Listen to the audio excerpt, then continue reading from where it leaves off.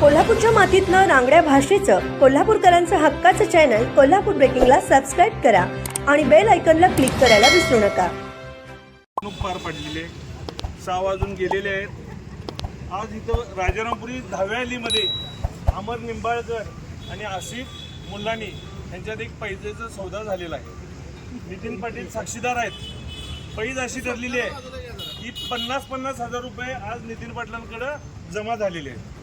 रोखीनं अमर निंबाळकरनी 50,000 दिलेले आहेत आणि ऑनलाईन ट्रान्झॅक्शननं 50,000 नितीन पोस्ट झालेले आहेत.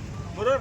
आता ह्या पैज अशी आहे की जर समजा अमर निंबाळकर यांचा संजय सदाशिवराव मंडलिक हा धनुष्यबाणावरचा जर उमेदवार निवडून आला तर अमर निंबाळकरना आसिफ मुल्लानीचे जमा केलेले 50,000 रुपये त्यांना पोच मिळणार. आणि जर आसिफ मुल्लानीने ज्याच्यावर पैसे लावले ते म्हणजे छत्रपती शाहू महाराज यांचा जर उमेदवार निवडून आला तर अमर निंबाळकरांनी नितीन पाटलांकडे ॲडिशनल 50,000 रुपये देऊन नितीन पाटील आसिफ मुल्लानींना 1,00,000 रुपये त्यांचे अमर निंबाळकरांच्या याचे पैसे देणार.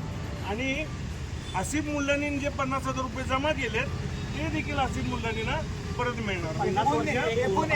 छत्रपती